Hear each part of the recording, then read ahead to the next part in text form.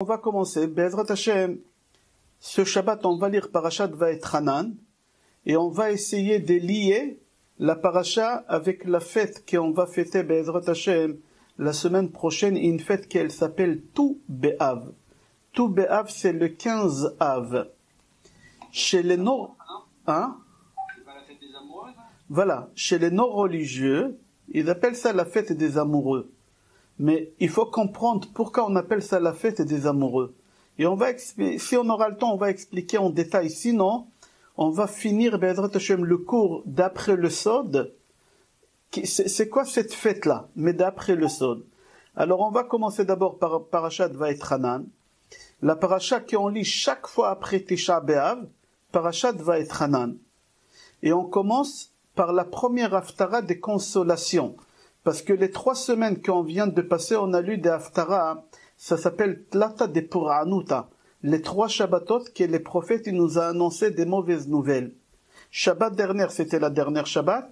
Et après Tlata de Puranuta, on commence par les 7 Shabbatot des consolations. Et la première Shabbat des consolations, on va lire ce Shabbat-là. Et dans quel livre on va lire ça? On va lire dans Yeshaya, chapitre 40. Comment on commence la Haftara? Comment il nous console le prophète Yeshayahu? Nachamu, Nachamu, Ami, Yomar Elokechem. C'est quoi Nachamu, Nachamu? Consolez-vous, consolez-vous, mon peuple. Hachem a demandé. Hachem, il a demandé au prophète Yeshayahu de venir nous consoler. Alors la paracha, la Haftara, elle commence avec la consolation. Et 2 fois, il répète le mot consolation. Et c'est comme ça, tous les Shabbatot qui vont venir, les Shabbatot de consolation, ils commencent toujours les consolations 2 fois. Par exemple, c'est Shabbat Nachamu, Nachamu, consolez-vous, consolez-vous. Shabbat d'après, Uri, Uri. Shabbat d'après, Itaoreri, Itaoreri. Shabbat d'après, Sos Assis.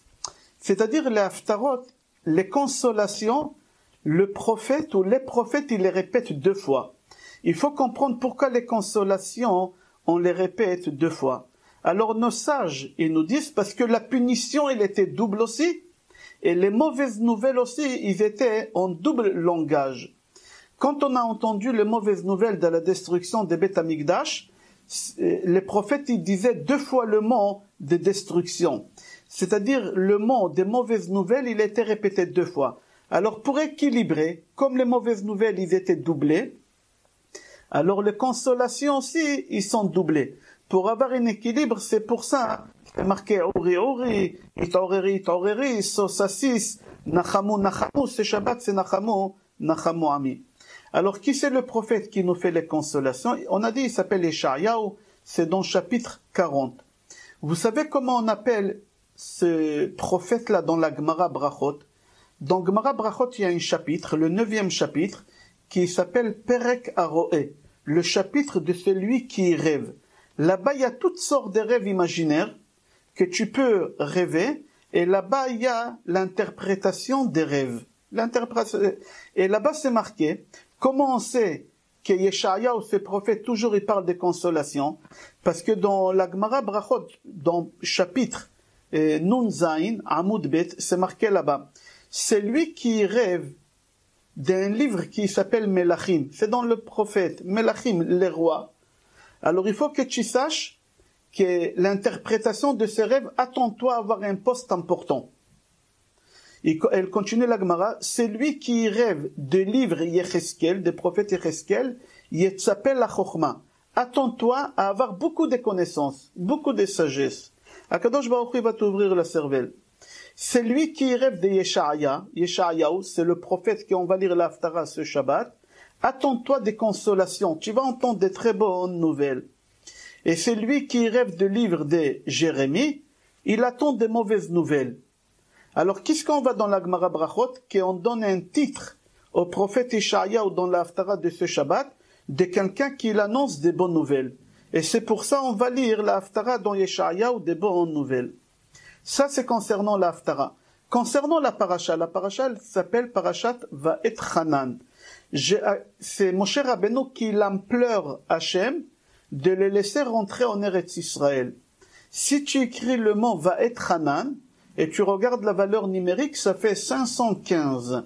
Pourquoi? J'ai imploré Hachem, j'ai fait Hachem 515 prières pour pouvoir rentrer en Eretz Israël. Et Akadosh Baruch Hu, il m'a dit, stop, arrête. Arrête de demander à la 515e prière. Hachem, il lui a dit, arrête-toi. Alors le Ritva, avant le Ritva, Rabbi Moshe Meterani, il dit quelque chose que moi, quand je l'ai lu hier, quand j'ai préparé le cours, j'étais un peu, pas bien, j'étais mal à l'aise. Il dit ici quelque chose que ça peut nous accompagner pendant notre vie. Souvent, ça arrive, quelqu'un qui son père, il est malade, il envoie des textos dans le monde entier, des prières dans tous les yeshivot, et à la fin, son père, il s'en va. Quelqu'un, chas v'shalom, il doit faire quelque chose, il envoie, et la prière, elle n'est pas exaucée. Qu'est-ce qui se passe? Pourquoi la prière, elle n'a pas été exaucée? Moshe Rabbeinu, il fait quand même 515 prières. Pourquoi les prières, des fois, ils sont pas exaucées? C'est ça la question qu'il demande Rabbi Moshe Meterani, dans son livre Bet Elokim. Alors il dit, ça fait 2000 ans qu'ils ont prié à Hachem d'avoir le Bet Amikdash.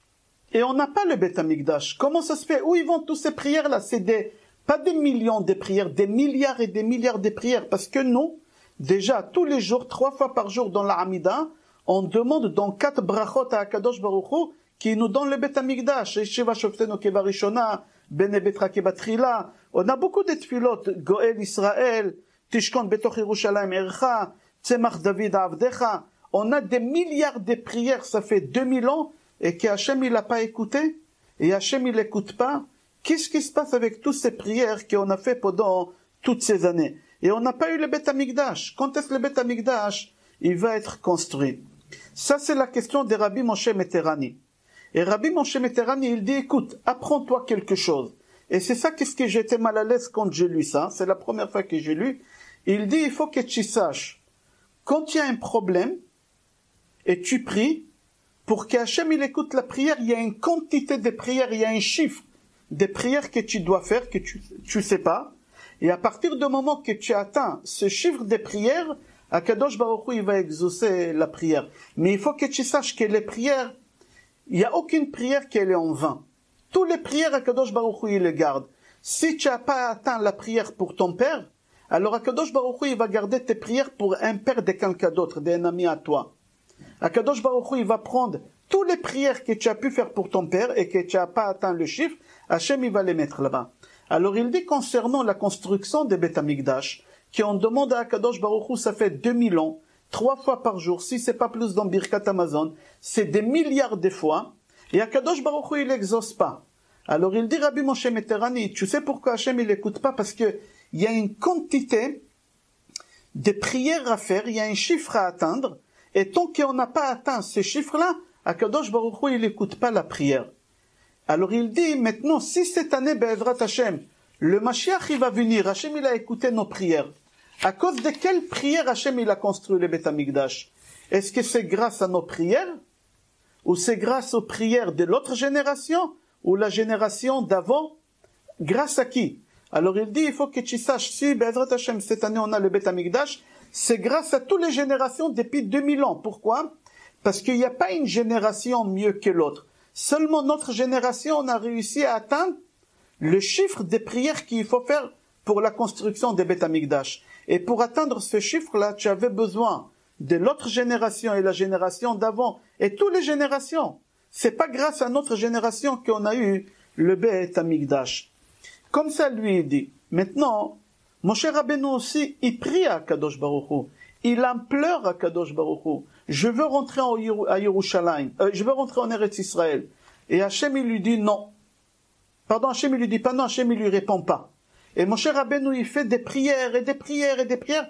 Quand il atteint le chiffre 115, Hachem dit à Moshe Rabbeinu, Ravlach, assez, arrête.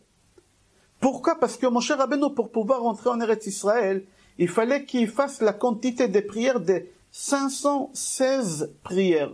Encore une prière et Moshe Rabbeinu est rentré en Eretz Israël. Hachem, il n'avait pas le choix. Même si Hachem, il a décrété, il a mis le tampon, si tu atteins le taux de prière qu'il faut pour obtenir cette chose, tu vas l'obtenir. Même si Hachem, il n'est pas d'accord. Alors Hachem, il a demandé à Moshe Rabbeinu, assez, arrête-toi, ravlach, n'y continue pas. Encore une prière, je serai obligé. On apprend par là que quoi? Que les prières, il n'y a aucune prière qui va en vain. Toutes les prières, ils sont chez Akadosh Baruch Hu, ils sont stockés. Si toi, tu n'as pas réussi à atteindre le chiffre des prières pour ton père, ne t'inquiète pas, un proche à toi, il aura besoin de ces chiffres-là. Quand Hachem il a dit à Moshe Rabbeinu d'arrêter des prières de prier parce qu'il a atteint le chiffre 500 et 515, qu'est-ce qui s'est passé à ce moment-là? Regarde ce qu'il dit Midrash Dvarim Rabbah, Parasha Yud Aleph. Ma'asa kucha birichu be'ota sha'a. Qu'est-ce qu'il a fait à Kadosh Baruch Hu à ce moment-là? Pour que Moshe Rabbeinu il fait pas la 516e prière. Ichriz bekol sha'ar ve'sha'ar. Kadosh Baruch Hu il a passé dans chaque ciel et ciel. Il y a 7 cieux. Et il a dit dans chaque ciel aux responsables de ne pas faire passer la prière de Moshe Rabbeinu. Il a passé dans chaque tribunal. Il y a plusieurs tribunaux pour arriver à faire en sorte que ta prière elle arrive chez Hachem. Akadosh Baruch Hu, il a passé dans tous les tribunaux. Et il leur a dit, vous ne me ramenez pas la prière de Moshe Rabbeinu. Je ne veux pas la prière de Moshe Rabbeinu. Jusqu'à là, on est bon. On va attaquer la paracha. Comment c'est marqué dans la paracha? Vaetchanan el Adonai ba'et ha'i. C'est quoi ba'et ha'i? C'est quoi ba'et ha'i? J'ai prié à Akadosh Baruch Hu à ce moment-là. À ce moment-là. C'est-à-dire quoi?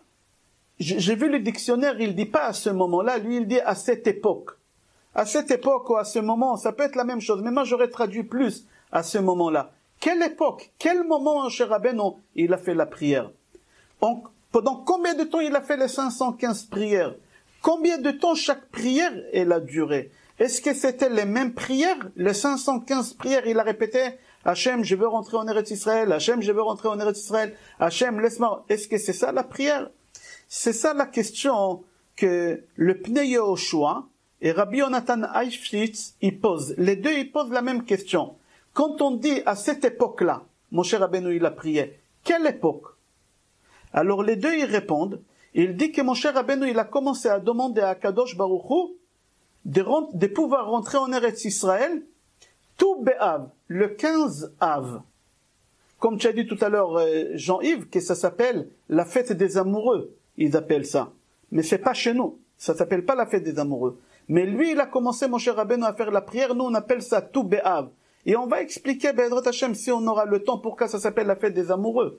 Pourquoi ils ont pris le mot amour, mais ils l'ont transformé pour des choses qui sont plus commerciales que religieuses. Tout ça, c'était religieux. Ok. Alors, Moshe Rabbeinu, il a commencé la prière à quel moment? 15 Av. Il a prié jusqu'à quand? Jusqu'à le dernier jour de sa vie. Si tu calcules 3 prières par jour, tu les multiplies par 172, parce qu'il y a 172 jours, je vais donner les comptes tout à l'heure à l'intérieur, total ça fait 516 prières. Mais Moshe Rabbeinu, il n'a pas commencé la prière la veille. Il a commencé le tout Be'av au matin, c'est-à-dire il lui manquait une prière. C'est-à-dire si tu fais les comptes, 172 jours, multiplié par 3, ça te fait 515. Moins la prière de la veille qu'il n'a pas fait. C'est quoi les comptes? Je vais te donner le compte, vite fait. On va commencer d'abord par les mois entiers. Alors il a commencé Elul, il n'a pas commencé, on va compter d'abord les mois entiers. Elul, Tishrei, Cheshvan, Kislev, Tevet, Shvat. Il y a 6 mois. Il y a 3 mois, 29 jours, alors tu fais 29 multiplié par 3. Et il y a 3 mois dans les 6 qui sont 30 jours. Tu fais 30 jours multiplié par 3. À part ça, tu rajoutes le 15 jours qui manque depuis 15 Av jusqu'à Rosh Chodesh Elul. Rajoute sur ça encore 15. Et rajoute les 7 jours de mois des Hadar, parce que il est mort le 7 Hadar. Alors depuis le premier Hadar jusqu'à 7 Hadar, il a prié. Total, ça fait 200 jours. Mais sur les 200 jours, tu enlèves 28 Shabbat. Shabbat, on n'a pas le droit de demander des choses personnelles. Shabbat, c'est spirituel. Moshe Rabbeinu, il n'a pas demandé pour lui. Alors, 200 moins 28, ça te fait 172. Et tu fais le compte qu'on a dit tout à l'heure, c'est-à-dire Moshe Rabbeinu, il a commencé à prier le 15 Av, jusqu'à 7 Adar. Il faut comprendre le Imre Shammai. Pose la question et dit, pourquoi Moshe Rabbeinu, il a commencé le 15 Av? Pourquoi il a commencé le 15e jour de Av? Pourquoi? Qu'est-ce qu'il y a de spécial? Parce qu'il faut savoir que le 15 Av, une des 5 choses qu'on a eues, des bonnes nouvelles qu'on a eues, le 15 Av, c'est pour ça qu'on appelle ça la fête des amoureux, la fête de l'amour, l'amour entre prochains, pas entre un homme et une femme. On va expliquer tout à l'heure, si on aura le temps, c'est quoi tout Be'av. Mais pour le moment, j'aimerais comprendre la prière de Moshe Rabbeinu, ce Shabbat, d'après le Sod, d'après le secret. Qu'est-ce qui s'est passé là-bas? Alors l'Imre Shama, il dit, pourquoi Moshe Rabbeinu, il a commencé à prier le 15 Av? Qu'est-ce qui s'est passé le 15 Av que Moshe, il s'est réveillé, a commencé à demander à prier à Hachem? Pour la simple raison que le 15 Av, Hachem, il a pardonné. Vous savez que à cause de la faute des explorateurs, Akadosh Baruch Hu, il a dit, tous les 600 000 hommes, ils vont mourir dans le désert. Et tous les Tisha B'Av, il y a 15 000 qui mouraient. Tous les Tisha B'Av, il y a 15 000 qui mouraient. Les dernières 15 000, quand ils ont rentré dans leur tombe qu'ils ont creusée, ils étaient sûrs et certains qu'ils vont mourir. Parce que c'est les 15 dernières. Ils se réveillent, et ils voient qu'ils sont pas morts le lendemain. Ils ont dit peut-être on s'est trompé dans les calculs. Ils pouvaient pas voir la lune pour la simple raison qu'ils avaient les nuées. Ils étaient enfermés, entourés des 6 nuées. Alors ils pouvaient pas voir, ils faisaient des calculs pour savoir compter ces Rosh Chodesh. Alors ils ont dit peut-être on s'est trompé dans le compte. Alors ils ont rentré le 10, le 11, le 12, le 13, le 14. Quand ils ont vu le 15 qui sont pas morts, ils ont dit Hachem, il nous a pardonné aujourd'hui sur les péchés. Alors Moshe Rabbeinu, il a dit, si aujourd'hui Hachem, il a pardonné sur les péchés des explorateurs, alors c'est un jour profit, et un jour que je peux profiter à prier à Hachem de pouvoir entrer en Eretz Israël. Lui, il a dit, je vais demander. Pourquoi je vais demander aujourd'hui? Je vais prier. Parce que Hachem, il a écouté les 15 000, parce qu'ils ont prié de ne pas mourir. Hachem, il les a écoutés. Il a dit, moi aussi, je vais demander de pouvoir entrer en Eretz Israël. Et c'était quel jour? Le 15 Av. C'est pour ça, mon cher Rabbeinu, il a commencé à prier le 15 Av de pouvoir rentrer en Eretz Israël. La question qu'il pose aussi, pourquoi Aaron à Cohen, jamais il a prié pour rentrer en Eretz Israël? Aaron, il savait qu'il ne va pas rentrer. Hachem, il lui a dit, tu ne rentreras pas en Eretz Israël. Pourquoi Aaron, il n'a pas prié comme Moshe Rabbeinu? Pour la simple raison qu'Aaron, il savait qu'il va rentrer en Eretz Israël dans le corps d'Ezra Sofer. Ezra, on a parlé de ça déjà la semaine dernière, dans Sefer Devarim, dans Parashat Devarim, on a parlé qu'Ezra Sofer, c'était la réincarnation d'Aaron à Cohen. Et Ezra Sofer, il a construit le deuxième Beth Amikdash. Et le deuxième Beth Amikdash, il a été détruit à cause de quoi? À cause de la haine gratuite. Et Aaron, qu'est-ce qu'il a fait pendant toute sa vie? Il faisait la paix entre les gens, entre les couples, entre les associés, entre les amis. C'est-à-dire, Aaron à Cohen, Aya Oef Shalom, Verodef Shalom. Il est rentré, il est revenu sur terre dans le corps d'Ezra Sofer, et il a construit le deuxième Beth Amikdash qui a été détruit à cause de la haine gratuite. C'est-à-dire qu'Aaron, pourquoi il n'a pas prié? Pour la simple raison qu'Aaron, il savait qu'il va revenir sur terre dans le corps d'Ezra Sofer, et qu'il va construire le deuxième Beth Amikdash. C'est pour ça, lui, il n'a pas demandé. Rabotai, jusqu'à là, c'est la paracha. Maintenant, on a commencé à parler un peu de tout Be'av, 15 Av. J'aimerais un peu développer c'est quoi 15 Av. Il y a une Gemara dans Ta'anit, page Lamed, ou si vous voulez voir, c'est une Mishnah plutôt, c'est le dernier chapitre de Ta'anit. Il y a une Mishnah dans chapitre 4, Mishnah 8. Là-bas, la Mishnah, j'ai lu à l'intérieur, Amara, Rabban Shimon ben Gamliel, Rabban Shimon ben Gamliel dit, Lo hayu yamim tovim l'Israël, ke 15 Be'av ou kiyom HaKippurim. Les plus beaux jours que le peuple juif a connus dans son histoire à l'époque des Beth Amikdash, c'était 2 jours. Le premier jour, c'était le 15 Av, et le deuxième beau jour de la vie de l'histoire juive à l'époque des Beth Amikdash, c'était Yom HaKippurim. Comme ça, il dit Rabban Shimon ben Gamliel. Et qu'est-ce qui s'est passé pendant ces jours-là? D'accord, ils étaient joyeux, ils étaient heureux. On va expliquer tout à l'heure pourquoi.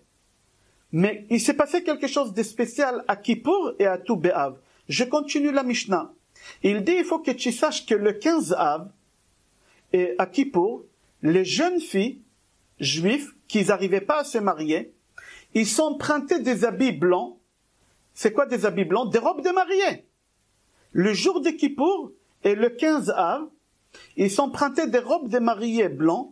Ils ramenaient pas deux. Même si eux, ils avaient, il fallait qu'ils s'empruntent. On va expliquer d'après le Sod tout à l'heure pourquoi. Ils s'empruntaient des robes mariées, ces filles-là. Et ils partaient dans les champs. Et ils dansaient. Et les jeunes hommes, les jeunes garçons qui n'arrivaient pas à se marier pour des raisons, ils partaient dans les champs et les jeunes filles, ils dansaient devant eux, ils tapaient des mains, ils dansaient, et ils disaient à ces garçons, ni choisis pas la fille par rapport à la beauté. Choisis la fille par rapport à l'intérieur, il ne faut pas choisir par rapport à l'extérieur. Comme ça c'était. Et il continuait, il disait, Shekerachen ve'velayofi, la beauté c'est que du mensonge, avec l'âge ça part, il faut aimer la personne en elle-même. Ok, Rabotai, jusqu'ici c'est la Mishnah. On raccourcit, elle est plus longue, j'ai dit on raccourcit.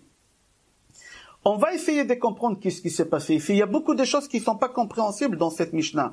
Que d'après la halacha, on n'a pas le droit de faire tout ce qu'on vient de dire. C'est strictement interdit. C'est strictement interdit. Venez, on va voir Rabbi Tzadok HaKohen Milublin. Rabbi Tzadok HaKohen Milublin pose une question.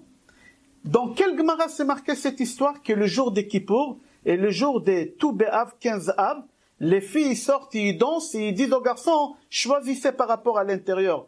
C'était dans quelle Gemara? Je vous ai dit tout à l'heure. Ta'anit. Bravo. Et normalement, c'est quoi la Gemara Ta'anit? Ça parle que des malheurs. Alors la question qui se pose, il faut que tu saches qu'il y a une règle. Quand tu trouves une histoire dans une Gemara, c'est pas pour rien. Il y a une raison pourquoi les rabbanim, ils ont mis cette histoire dans cette Gemara. Comme ça, il dit Rabbi Tzadok HaKohen Milublin, il dit que mon rav à moi, Rabbi Tzadok HaKohen Milublin, son rav, il s'appelait le Meshulach Miizvede, et il lui a dit, viens, je te donne des exemples dans le Talmud, qu'il y a des histoires dans des Gemara, que c'est pas logique, mais moi je vais t'expliquer. Par exemple, si tu prends Gemara Shabbat, page 89 et 99, on parle là-bas de quoi? De don de la Torah. Comment Moshe Rabbeinu il est monté au Mont Sinaï, comment Akadosh Baruch Hu il a pris le Har Sinaï et il a mis sur nous. Quel rapport Shabbat avec le don de la Torah? Quelqu'un il sait quel rapport Shabbat avec le don de la Torah? Pourquoi on a écrit toute l'histoire de don de la Torah dans Gemara Shabbat? Quelqu'un il sait? Non? Non. Pourquoi? Alors il dit pour la simple raison que tous les rabbanim ils sont d'accord, personne n'y contredit, que Hachem il a donné la Torah le jour de Shabbat. On a reçu la Torah le jour de Shabbat. On a reçu. Alors, puisqu'on a reçu la Torah le jour de Shabbat, alors on a écrit toute l'histoire des matins de Torah dans Gemara Shabbat. Deuxième exemple. Toute l'histoire de la destruction des Beth Amikdash, du premier temple et deuxième temple. Toutes ces histoires-là, les Midrashim, etc. Dans quelle Gemara ils sont écrites? Dans Gemara Gittin. C'est quoi Gittin? Divorce. Comment on fait divorcer quelqu'un? Comment on remplit un guet? Comment on peut envoyer des messagers? Quel rapport la destruction des Beth Amikdash avec un guet? Quel rapport? Alors le Rav de Rabbi Tzadok HaKohen Milublin, il lui dit, il faut que tu saches qu'Akadosh Baruch Hu il s'est fiancé avec nous. Akadosh Baruch Hu il s'est fiancé avec nous Rosh Chodesh Nissan. Akadosh Baruch Hu il s'est marié avec nous le Vav Sivan. À Shavuot Hashem il s'est marié avec nous.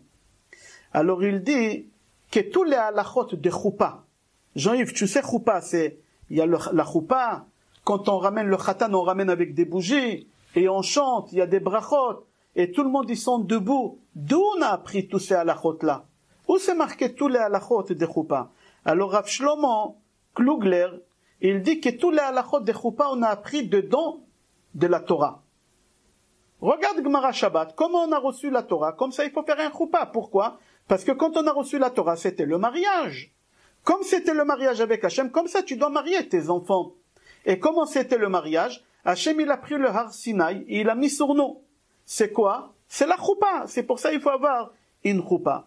Plus loin, on sait qu'il y a des gens qui ont l'habitude de rentrer avec le khatan ou le kala avec des bougies.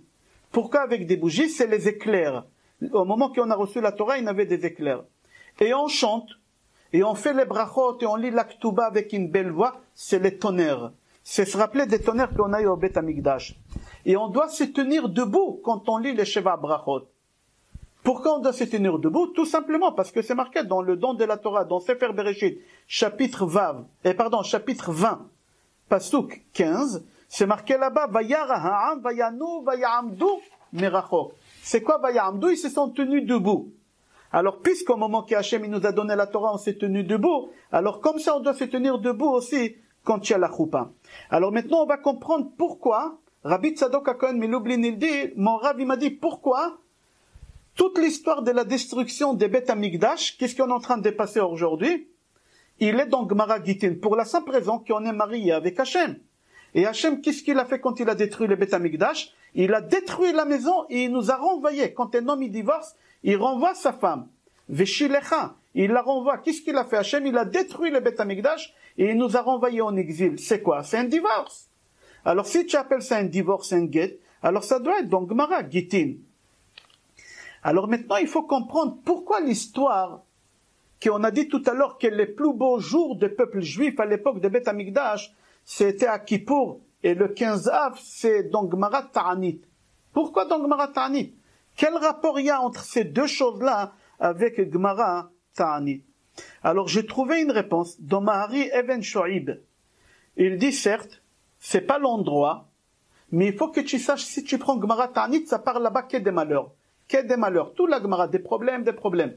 Et comme la Gemara, elle n'a pas voulu finir avec des choses négatives, elle a voulu finir avec des choses positives, alors elle a écrit à la fin cette Mishnah, je vous ai dit, c'est la dernière Mishnah des Ta'anit. Alors ils ont fini avec des beaux jours, des belles paroles. Mis à part ça, il dit, si tu vas chercher un peu les poux dans la tête, tu vas trouver qu'il y a un lien entre Kippour et Ta'anit, et il y a un lien entre tout Be'av et la Gemara Ta'anit, tous les deux. Il dit pourquoi? Il dit pour la simple raison que il y a une Mishnah dans Ta'anit, dans chapitre Perek Dalet, Mishnah Vav. C'est marqué là-bas les choses, des malheurs qu'on a eu le 17 Tammuz. Et qu'est-ce qu'on a eu le 17 Tammuz? On a eu le Vaudor. On a commencé à détruire Yerushalayim. On a perdu les tables de la loi. Moshe Rabbeinu, il a cassé les tables de la loi. Quand est-ce qu'on a reçu les tables de la loi? Les vrais, à Kippour. Alors si tu dis que les plus beaux jours de l'histoire juive, c'est à Kippour, et dans le chapitre d'avant, tu dis que les tables de la loi, les premières, ils étaient cassées le 17 Tammuz et on les a reçues à Kippour, alors il y a un lien. Tu peux trouver des liens entre 15 Av et Kippour, mais je referme la parenthèse, tout ça ici, c'est Mahari Eben Shoaib. J'aimerais un peu développer avec vous un peu plus profond l'histoire de 15 Av. L'histoire de 15 Av. C'est rapporté dans Gemara Ta'anit, on a dit tout à l'heure, page Lamed Amoud Bet, Amar Rabban Shimon ben Gamliel, le plus beau jour du peuple juif, c'était le 15 Av et le jour de Kippour. Alors la Gemara là-bas, elle pose la question, après la Mishnah, et elle dit, le plus beau jour du peuple juif, Kippour. Je comprends pourquoi. Pourquoi le plus beau jour d'un juif, ça doit être Kippour? Parce que tu as été pardonné de tes péchés. Alors c'est normal, tu dois être joyeux. Mais le 15 Av, pourquoi le 15 Av c'était le plus beau jour du peuple juif à l'époque? Pourquoi? Alors il y a plusieurs avis, et je vais donner les 5 avis. D'accord? La première avis, pourquoi c'était le plus beau jour? Pour la simple raison, Amar Rav Yehuda, Amar Shmuel. Rav Yehuda, il dit au nom de Shmuel. Ce jour-ci, on a autorisé les tribus de se marier entre eux. J'explique. Il y a une halakha, une fille, qui n'a pas de frères, et son père il est mort. Qui l'a hérité la maison avec le terrain? Qui l'a hérité? Aidez-moi. Jean-Yves. Il y avait, comment il s'appelait, c'était Noah? Non, tu parles d'Etzlophrad, c'est exactement les filles d'Etzlophrad. Mais je répète la question parce que tu n'étais pas concentré. La question est, une fille qui a perdu son père et sa mère, et elle n'a pas de frères, et son père lui a laissé un héritage, une maison, avec des terrains. Qui va hériter? Elle, la fille, c'est normal. Mais il y a un problème. Tu sais c'est quoi le problème, maître Messika? Tu es avocat, tu dois connaître ça. Elle, quand elle va se marier avec quelqu'un d'une autre tribu, et elle meurt, il va hériter cette femme-là? L'autre tribu, c'est-à-dire l'autre tribu, ils vont conquérir un bout de terrain de l'autre tribu. Alors il y a une règle, qu'une tribu, elle ne peut pas se marier avec une autre tribu dans ces cas-là. Alors il y a beaucoup de jeunes filles qui ne pouvaient pas trouver des maris, parce que c'était limité, le champ il était pas élargi. Alors qu'est-ce qui s'est passé? Le tout Béav, ils ont autorisé à se marier, même ces jeunes filles-là, qui vont se marier avec quelqu'un d'autre, ils les ont autorisées. C'est-à-dire, pourquoi on appelle ça la fête des amoureux, chez les non-religieux? Nous, on appelle ça la fête de l'union. Parce qu'à partir de maintenant, ces filles-là qui ne pouvaient pas se marier, ils ne pouvaient pas trouver des maris dans sa tribu, maintenant elle avait le champ beaucoup plus large, encore 11 tribus. Alors elle pouvait s'unir encore beaucoup plus facilement. Alors nous les religieux, on n'appelle pas ça la fête des amoureux. Ça c'est commercial. Nous on appelle ça la fête de l'union entre un homme et une femme. Eux ils ont transformé ça l'amour.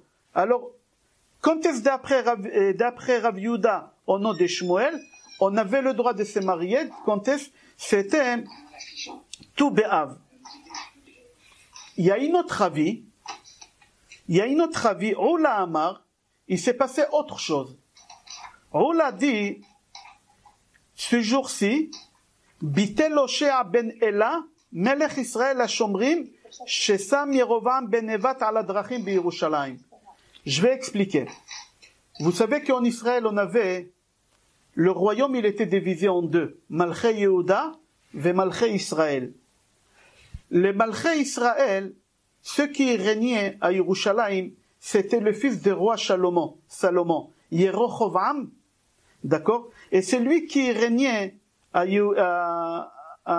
Israël, à Yehuda, c'était Yerochovam ben Evat. Et il y a un problème. Qu'est-ce qui s'est passé là-bas? Yerochovam ben Evat, il n'a pas voulu y aller à Yerushalayim le jour qu'il y a Aliyah la règle. Pesach, Shavuot et Sukkot. Il n'a pas voulu. Pourquoi? Parce qu'il y a une règle. Contre un autre roi, il vient à Yerushalayim, le roi de Yerushalayim, il reste assis, et l'autre roi, il doit rester debout. Et lui, il n'a pas voulu rester debout. Il a dit, je suis roi après tout. Qu'est-ce qu'il a fait, ce roi-là, méchant? Yerovam ben Evat, il a lâché des bêtes sauvages dans la frontière pour y aller à Yerushalayim.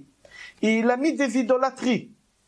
Et il a dit, c'est pas la peine d'aller faire des sacrifices au Beth Amikdash. Vous faites les sacrifices ici. Celui qui voudra partir, il y a des bêtes sauvages. Pendant des années, c'était comme ça. Jusqu'à qu'il y a un autre roi qui est venu, qui a libéré la route. On va expliquer tout à l'heure mieux. Et là, qu'est-ce qu'il y a? Encore l'union. Entre qui? Une partie des royaumes d'Israël et l'autre partie des royaumes d'Israël. Quel jour on a ouvert la frontière? Quel jour? Tout Béav. Encore l'union. Mis à part ça, il s'est passé quelque chose. Amar Rava Bar Chana, Amar Rabbi Yochanan, au nom de Rabbi Yochanan, ce jour, tout Béav, les morts, les dernières 15 000, ils sont pas morts à tout Béav. Qu'est-ce qu'ils ont fait ces gens-là qui sont pas morts? Le matin, ils ont vu qu'ils sont pas morts. Qu'est-ce qu'ils ont fait à Cain? Ils ont rentré chez leurs femmes. Ils ont rentré à la maison. Ils se sont réunis avec leurs femmes et leurs enfants. Encore l'union. Encore l'amour entre un mari et sa femme. L'amour un père avec ses enfants. Ici, les tribus, ils pouvaient pas se marier. Maintenant, ils peuvent se marier. Les trois choses qu'on a citées jusqu'à maintenant, on n'a pas fini. Il y a encore des choses qui se sont passées le 15 Av. Rav Matna Amar, c'est un quatrième avis. Rav Matna Amar, Yom shenitnu haruge betar likvura. C'est quoi? Qu'est-ce qui s'est passé? Adrianus, il est parti à Bétar, et il a tué là-bas des millions de Juifs. Et il n'a pas laissé les enterrer. Tout à l'heure, on va développer ça à la fin du cours si on a le temps. Et il les a pas laissé enterrer ces personnes-là. Il a fait un haie. En français, je crois, ça se dit, comme une muraille de 18 kilomètres sur hauteur de 2 mètres. Il a pris tous les corps de ces Juifs qui habitaient à Bétar. Il faut savoir qu'à Bétar, tous les Juifs, ils habitaient là-bas. C'était la capitale, si on peut dire. C'était plusieurs dizaines de millions de Juifs, ils ont habité là-bas. Et la plus petite école, la Gemara dit, elle contenait 500 élèves. La plus petite école, c'était 500 élèves, vous imaginez? Alors lui, il a tué des millions de Juifs, et il a construit une muraille autour de sa ville pendant des années, 7 ans, je crois. Jusqu'à qu'il y a un roi qui est venu, un nouveau roi, et qui a donné l'ordre de les enterrer. Qu'est-ce qui se passe quand quelqu'un meurt? Tant qu'on ne l'enterre pas, qu'est-ce qui se passe avec sa neshama? Elle ne peut pas monter. Tant qu'on ne l'enterre pas, elle ne peut pas monter. Ça peut durer des années, la neshama, elle flotte ici. Eux, tous ces neshamot-là, des millions de personnes, pendant 7 ans, leur neshama, elle était où? Elle était ici. Elle n'a pas pu monter. Le jour qu'on les a enterrés, la neshama, elle s'est unie avec l'autre neshama. Comment on dit? Elle s'est unie, hiloula. C'est quoi hiloula en araméen? Mariage. La neshama en bas, elle s'est mariée avec la neshama en haut. On voit encore l'union entre deux neshamot. La partie de la neshama qu'elle était là, et la source de la neshama qu'elle était en haut. Quand est-ce tous ces millions-là, ils ont pu retrouver l'autre partie? Le 15 Av. Rabba, avec Hey, et Rav Yosef, les deux, il dit, autre chose il s'est passé. Les deux, ils sont d'accord. Il dit qu'à partir de ce jour-là, tout Be'av, on a arrêté de couper les bois pour le Beth Amikdash. On avait besoin beaucoup de bois pour le Beth Amikdash. Et le 15 Av, on a arrêté. Vous savez pourquoi on a arrêté de couper les arbres le 15 Av? Pourquoi? Parce qu'il faut savoir que les bois qu'on doit ramener au Beth Amikdash, ils doivent être beaux, sans humidité, secs. Ils doivent être beaux, sans verre qui ronge le bois. Ça doit être vraiment nickel. Alors, tant qu'il y a le soleil, l'arbre il pousse bien, il est en bonne santé. Il n'y a rien à l'intérieur, il n'y a pas d'humidité, il n'y a pas de verre, il n'y a rien. Alors on coupe. À partir de quel moment la puissance du soleil, elle commence à diminuer, et les jours ils commencent à se raccourcir, et les nuits à s'allonger, à partir de tout Be'av. À partir de tout Be'av, le soleil, qu'est-ce qui se passe? Il réduit. Et la lune, elle devient beaucoup plus longue, la nuit elle devient plus longue. J'insiste sur ça parce qu'il y a des secrets ici. Et on va développer ça d'après la Kabbale dans 4 minutes, Be'ezrat Hashem. Ok, Rabotai, alors Rabba et Rabbi Yosef ils disent, le 15 Av, qu'est-ce qui s'est passé? On a arrêté de couper les bois. Et alors, où on voit ici le lien? Où on voit ici le lien? Alors on voit ici le lien où? C'est dans les hommes qui partaient couper les bois dans les champs. Ils s'absentaient de la maison pendant des mois, parce que c'était très loin. À Yerushalayim, on ne pouvait pas. Ils ont rasé Yerushalayim. On n'avait pas des arbres à Yerushalayim. Il fallait partir très loin de Yerushalayim pour ramener les bois. Alors les hommes, ils partaient des mois. Ils étaient séparés de leur famille pendant des mois. Et là maintenant, qu'est-ce qui se passe? Quand on a arrêté de couper le bois, le 15 Av, on cassait le hache, je crois en français ça s'appelle tabar magal. En hébreu ça s'appelle magal. C'est avec quoi on coupe le bois. On les a cassés et les hommes ils rejoignaient leur famille. Encore la fête de l'union. Les hommes ils retrouvaient leurs femmes et leurs enfants après des mois d'absence. Ok. Rabotai, je répète la Mishnah et là on va rentrer un peu profond. Alors suivez-moi s'il vous plaît. Bon appétit, monsieur Messika. Alors on a dit dans la Mishnah qu'à tout Be'av, les jeunes filles, ils sortaient à tout Be'av et à Kippour, et qu'est-ce qu'ils faisaient Jean-Yves à tout Be'av, les jeunes filles?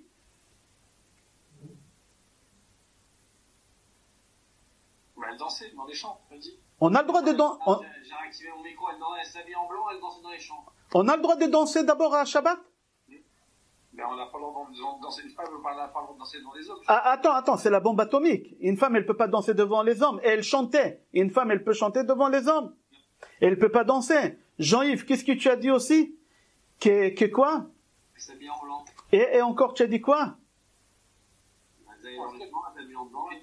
Il dansait. On a le droit de danser Shabbat, tout simplement, Shabbat. Yesh Shvut. Shabbat, on n'a pas le droit d'applaudir comme ça. On n'a pas le droit, c'est interdit. Shvut, ça s'appelle. On n'a pas le droit de danser. On a le droit de danser des danses simples. Ici, ils ont dansé des danses un peu...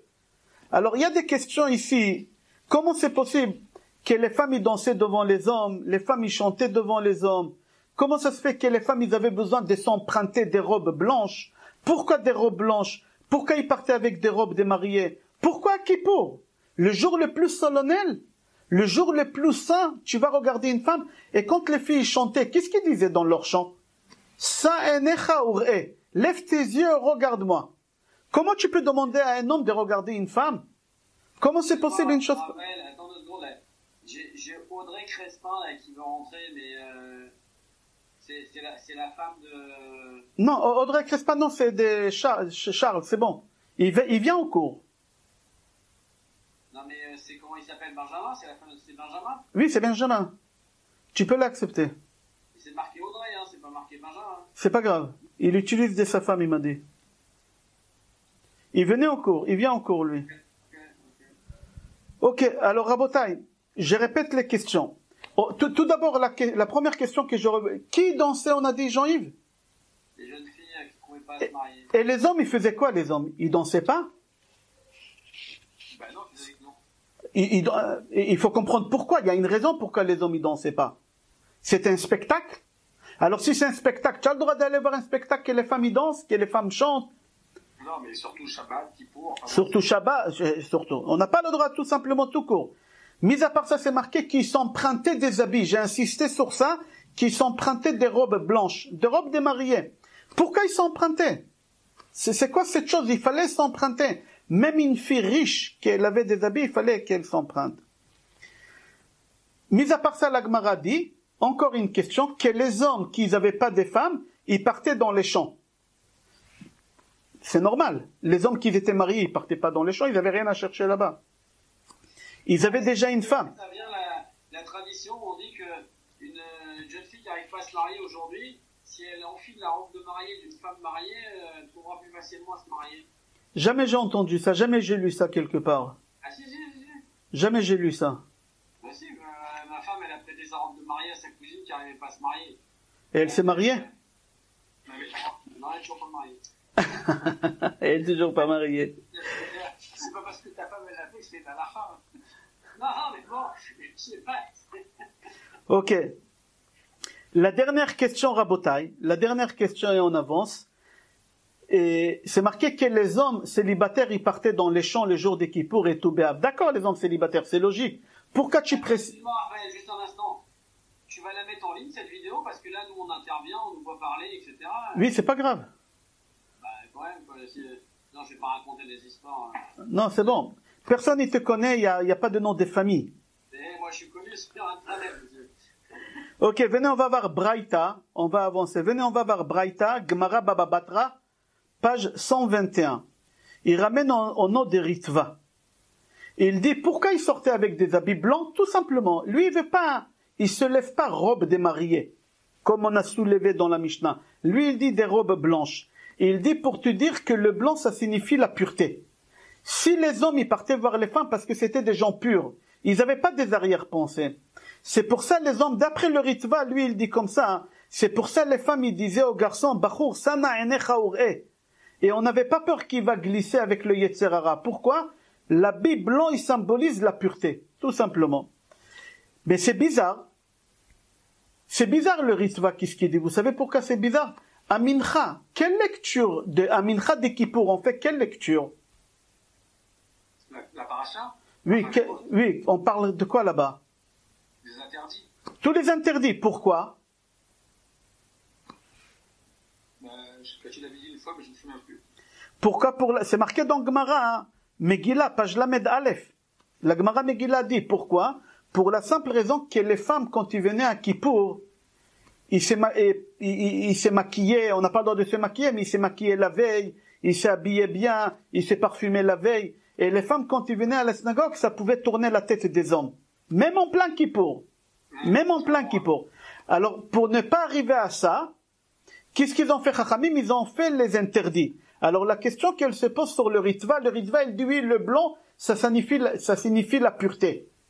Bon, ça signifie la pureté. Et alors, c'est pas parce que ça signifie la pureté, viens voir Gemara, hein, Yoma, page du Tet Amoudbet, là-bas, la Gemara, elle rapporte plusieurs hommes qui ont glissé avec des femmes le jour de Kippour. Tu vois que Kippour, c'est pas...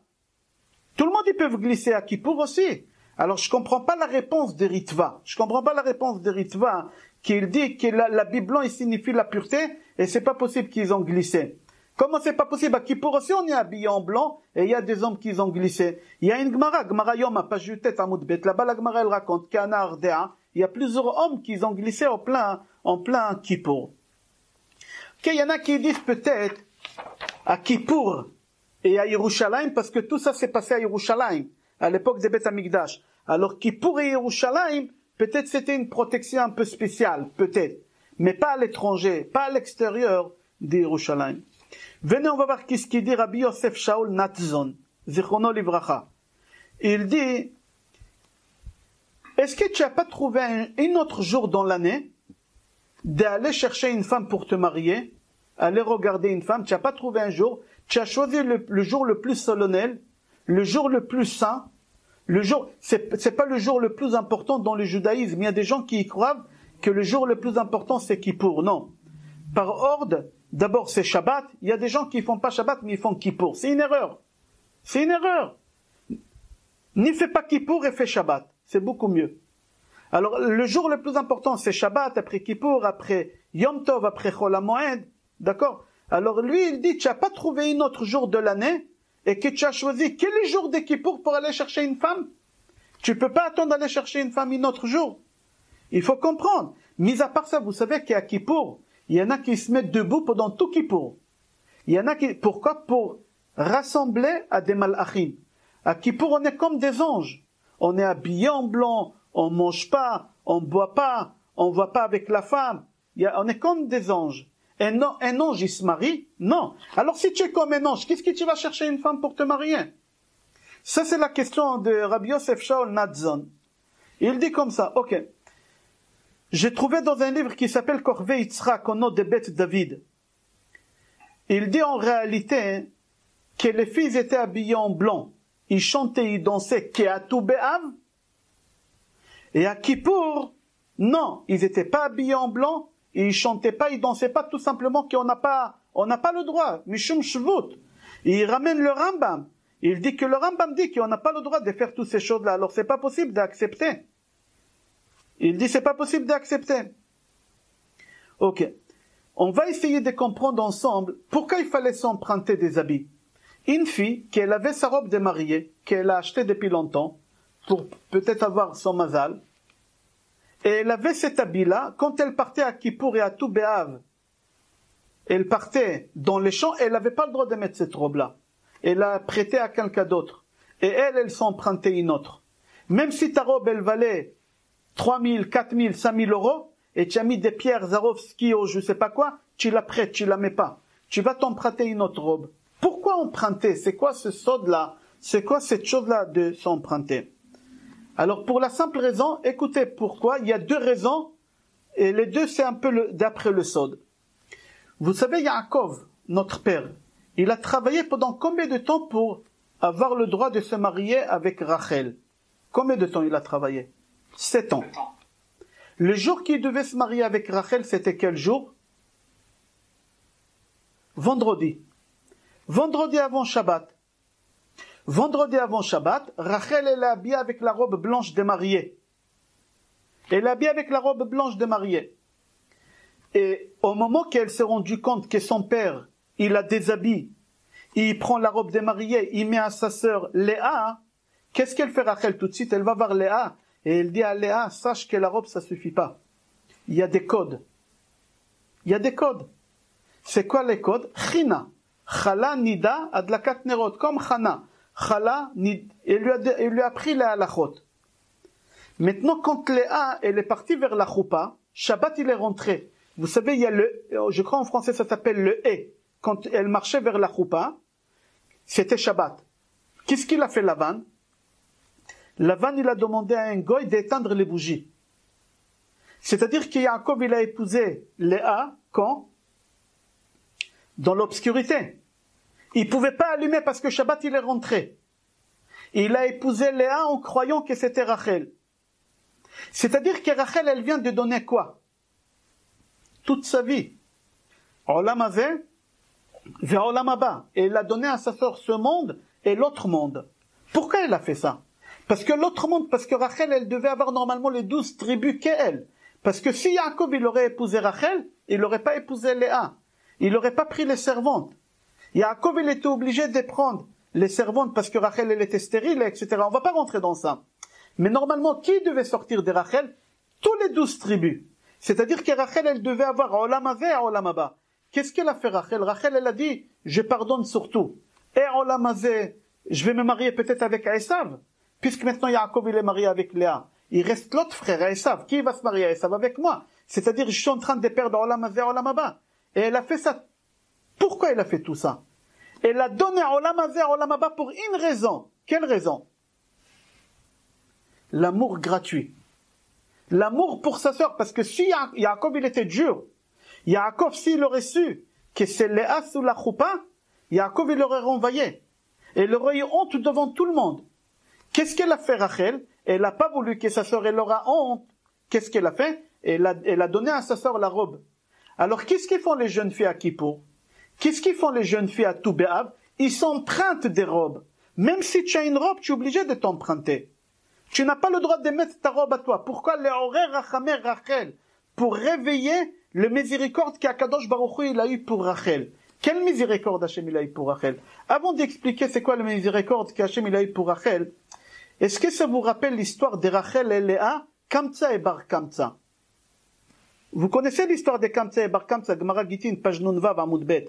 Là-bas, la Gemara, elle raconte qu'au lieu d'inviter le papa Kamtsa, il a invité le fils Kamtsa. Et il lui a dit, sors dehors. Et c'était devant tous les rabbanim. Il lui a dit, je paye ma part. Tu sors, je paye la table. Tu sors, je paye la moitié de la soirée. Il a attrapé. Les rabbanim, ils n'ont pas bougé. À cause de la honte, et à cause de la haine, on a perdu le deuxième Beth Amikdash. Rachel, qu'est-ce qu'elle vient faire? Rachel, elle fait exactement le contraire. Elle veut pas que sa sœur ait la honte. Elle lui donne, au contraire, elle partage, elle fait que donner, elle lui donne sa robe de mariée. Quelle femme elle va faire une chose pareille? Il faut savoir que les jeunes filles à Tou B'Av et à Kippour, ils veulent réveiller Chasdei Hashem. Ils veulent dire à Kadosh Baruch Hu, Hashem, moi j'ai fait comme Rachel elle a fait. Qu'est-ce qu'elle a fait Rachel? Quand Hashem il a détruit le Beth Amikdash, Abraham il a dit à Hashem, Hashem, pourquoi tu as fait ça? Hashem il lui a pas répondu. Abraham il a dit à Hashem, Hashem, j'ai sacrifié mon fils, réponds-moi. Hashem il a pas répondu. Yitzhak qui vient, il dit Hashem, Hashem, réponds-moi. Moi, tu m'as rien demandé, je me suis laissé sacrifier à 37 ans, je pouvais. Hashem il a pas répondu. Yaakov il est venu, mon cher Rabbeinu. Hashem il répond à qui? À Rachel. Hashem il répond à Rachel. Pourquoi Hashem il répond à Rachel? Parce que l'acte qu'elle a fait Rachel, c'est exactement le même acte qui s'est passé avec Kamtsa et Bar Kamtsa.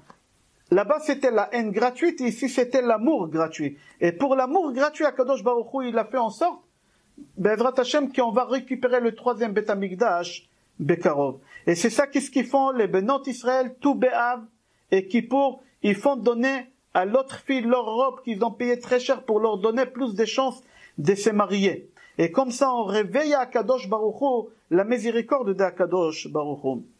Alors pourquoi les filles veulent faire ça Tou B'Av? Pourquoi Tou B'Av? On va aller un peu plus profond. Alors aide-moi, on va aller un peu plus profond. Combien de mois on a dans l'année? 12. Combien de mois appartient à Esav? Et quand j'ai dit Esav, c'est au mal. Il faut faire attention, je vais vous donner des dates que vous les gardez, qu'on n'a pas le droit de faire des affaires.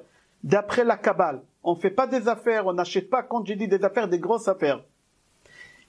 Dans les 12 mois, il y a 3 mois qui appartiennent au mal, on appelle ça à Esav. Comme maintenant on va pas à la plage, on va pas faire, pas à cause de deuil. Parce qu'il y a un ange, mal, je veux pas citer son nom, il règne pas pendant les 21 jours. Il règne pendant 3 mois dans l'année, ça lui appartient. Et le reste, 9 mois, ça appartient à qui? À Yaakov. Alors il y a 3 mois qui appartiennent à Esav, et 9 mois qui appartiennent à Yaakov. Alors je vous donne les dates. Il dit, les 3 mois qui appartiennent au mâle, c'est le mois de Tevet, la moitié de Shvat, le mois de Tammuz et la moitié de Av, depuis Rosh Chodesh Av jusqu'à Tou B'Av. C'est pour ça, d'après la Halacha, d'après la Kabbale, on ne fait pas des affaires, pas jusqu'après Tisha B'Av, jusqu'à 15 Av. Rabotai, alors le mâle, il a la force jusqu'à quand on a dit? Jusqu'à 15 Av. Et qu'est-ce qui se passe à 15 Av? On a dit que le soleil, aidez-moi. Il décline. Il réduit. Il réduit des forces. Qui c'est le soleil? Qui suit le calendrier solaire? Esav. Esav. Et ça va partir de tout Bé'av, il perd sa force. Là, pendant 3 mois, il avait la force. Alors le soleil, il diminue. Pourquoi? Pour te dire qu'Esav aussi, il diminue. Qui prend plus de place? Yaakov. Yaakov, il prend plus de place. Qui c'est la lune. Qui c'est Yaakov? C'est Léa. Pourquoi j'ai dit c'est Léa? Écoute, Yosef, il fait un rêve. Dans le rêve, Yosef, il dit à ses frères qu'il y a le soleil, la lune et les 11 étoiles qui se prosternent. Qui c'est le soleil, la lune et les 11 étoiles? Qui c'est? Le soleil, c'est le Yaakov, la lune, c'est Rachel, et les 11 étoiles, c'est les 11 frères. Alors, c'est-à-dire quoi? C'est marqué comme ça dans Bereshit, Perek 37.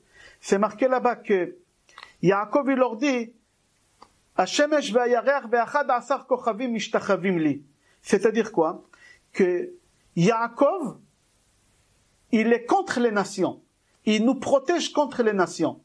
Léa, qu'elle symbolise la lune, la pureté, le blanc qu'elle a donné, sa robe, à partir de quoi elle commence à prendre de la place? À partir de tout Bé'av. Et c'est pour ça, à tout Bé'av, les jeunes filles, ils s'habillent en robe blanche qui s'empruntaient comme Rachel, elle l'a fait. Parce que Rachel, elle prend de la place à partir de maintenant. C'est-à-dire, à partir de 15 Av, la douceur, on commence, le dinim, les rigueurs, ils s'annulent. Ça commence à être adouci à partir de ce jour-là. Alors c'est pour ça les jeunes garçons, ils vont chercher une femme. Pourquoi? Parce qu'il dit c'est le meilleur moment pour trouver une femme, c'est à partir de 15 Av. Et c'est pour ça qu'ils partaient s'emprunter aussi des habits, pour rappeler qu'est-ce qu'elle a fait Rachel avec Léa, etc. Dans Yerushalmi, c'est marqué quelque chose que c'est pas marqué dans Gemara Ta'anit que j'ai cité Babli. Là-bas dans Yerushalmi, il dit que les hommes aussi ils étaient habillés en blanc. Jean-Yves, tu te rappelles au début du cours, je t'avais dit les hommes. Tu m'as dit non, c'est les femmes. Le Yerushalmi il dit que les hommes aussi à Kippour ils sortaient avec des habits blancs, pas que les femmes. Alors le Bnei Issachar, il ramène au nom de Rama Mipanon. Il dit ici on voit une halakha. Pourquoi à Kippour les hommes ils s'habillaient aussi en blanc? Et là vous allez comprendre d'après le Sot pourquoi non on s'habille en blanc. Jean-Yves, pourquoi on s'habille en blanc d'après le Pshat? On a dit pour être comme les Malachim, blancs. Viens voir d'après le Sot, qu'est-ce qui se passe d'après le Sot. Il y a une halakha, maître Messika. Chez vous, c'est pas comme ça au tribunal civil. Mais chez nous, les Juifs, regarde comment ça se passe. S'il y a 2 personnes qui viennent devant le juge, il y a un riche et un pauvre. Qu'est-ce qu'elle dit la loi juive? Que le riche il doit être habillé comme le pauvre, et si le riche ne veut pas être habillé comme le pauvre, alors le riche il doit acheter au pauvre les mêmes habits que lui. Pourquoi? Pour que le pauvre il ne se sent pas diminué. Devant quelqu'un qui est riche, il vient avec une montre Rolex, il vient avec des habits qui coûtent très cher, alors lui, il se sent diminué au tribunal. Alors la loi juive, elle dit, le riche, il doit habiller le pauvre. Et si le riche, il ne veut pas habiller le pauvre, alors le riche, il doit s'habiller comme le pauvre. On est d'accord? À Kippour, on passe au tribunal. Qui est à côté de nous? Qui c'est que c'est lui qui nous attaque au tribunal? Hachem. Et Hachem, il est habillé ses habits, quelle couleur? C'est marqué dans Daniel, qui a Kadosh Baruch Hu, pardon, dans Yeshaya, chapitre Samech Aleph, c'est marqué là-bas que, pardon, dans Daniel, excusez-moi, dans Daniel, chapitre 7, c'est marqué là-bas qu'Akadosh Baruch Hu, il est habillé avec des habits blancs. Alors si Hachem, il est habillé avec des habits blancs et il nous attaque, lui, c'est le riche. Comment Hachem, il doit nous habiller à nous? En blanc. En blanc. Alors, qu'est-ce qu'il dit le prophète dans Yeshaya, chapitre Samech Aleph? Qu'il bashani bigde yesha mil tzedaka ya'atinen. Qu'Akadosh Baruch Hu, il nous donne des habits le jour de Kippour. Quels habits? Les habits blancs comme lui. C'est pour ça les garçons, ils sont habillés en blanc. Parce que quand quelqu'un, il attaque quelqu'un au tribunal, il est obligé d'être habillé pareil. Pour que le pauvre, il se sent pas diminué. Le jour que les filles sortent, ils s'empruntent. Pourquoi ils s'empruntent? Pour que les filles pauvres, ils vont pas se sentir diminués par rapport aux habits des filles riches qui vont acheter elle va acheter son habit chez Tati et l'autre elle va acheter sa robe de mariée chez je sais pas chez qui, dans un grand magasin. Chanel ou je sais pas quoi, s'ils font des robes de mariée avec des pierres très chères. Alors elle va dire, j'ai aucune chance. Alors qu'est-ce qu'on fait? On s'emprunte des habits. Et maintenant on va comprendre pourquoi Yaakov, nous, à notre vue, on dit que Yaakov, il a fait mal, qu'il a donné des habits à Yosef. Yaakov, il a donné des habits à Yosef, oui. Koutonet Passim. Il n'a pas donné à aucun frère. Tu as le droit de faire des différences entre les enfants. On n'a pas le droit de faire des préférences. On n'a pas le droit de faire des... Comment Yaakov, il a fait des préférences ici? Non, parce que Yaakov, il voulait dire à son fils Yosef, Yosef, ta mère, elle a fait quelque chose qu'aucune femme au monde, elle peut faire. Elle a donné des habits blancs à sa sœur pour qu'elle puisse se marier avec moi. Alors il faut que tu saches, mon fils, tu vas passer beaucoup de problèmes en Égypte. Si tu veux réveiller le rachamim, le miséricorde, il faut que tu fasses comme ta mère. Il faut que tu saches comment gérer l'Égypte. Il faut que tu saches comment les sauver de leur famine. Il faut que tu saches comment faire cette chose-là. C'est pour ça Yaakov, il a donné à son fils Yosef le coutonnet. Le Sfat Emet, j'ai fini avec ça, Rabotai, dans 3 minutes. Le Sfat Emet dit que les femmes y dansaient à tout Béav. Pourquoi les femmes y dansaient à tout Béav et pas à Kippour? Ils dansaient à tout Béav parce que tout simplement à tout Béav, Akadosh Baruch Hu, il nous a pardonné le péché des Meraglim, des explorateurs. Et à Kippour, Akadosh Baruch Hu, il nous a pardonné sur les péchés de quoi? Des tables de la loi. Pourquoi? Parce qu'Hachem, il nous a donné des autres. Alors il dit, les femmes y dansaient à tout Béav, et à Kippour aussi, mais il y a des raisons, mais c'était pas devant les hommes. Ah, il y a un problème des chevaux, on n'a pas le droit de danser. Alors il répond, le Sfat Emet, il dit que quand il faisait ça, il faisait pas ça dans des façons qui est interdit. On a le droit de danser Shabbat, mais dans des manières qu'on a le droit. Il y a des façons qu'on a le droit de taper les mains, il y a des halachot, on va pas rentrer maintenant dans la halachot. Ok, Rabotai, en 2 mots, on fait un résumé. On sait que le jour de 15 Av, qui va venir, je crois, ce mardi ou mercredi prochain, Be'ezrat Hashem, c'est un jour propice pour les femmes. Je dis bien pour les femmes.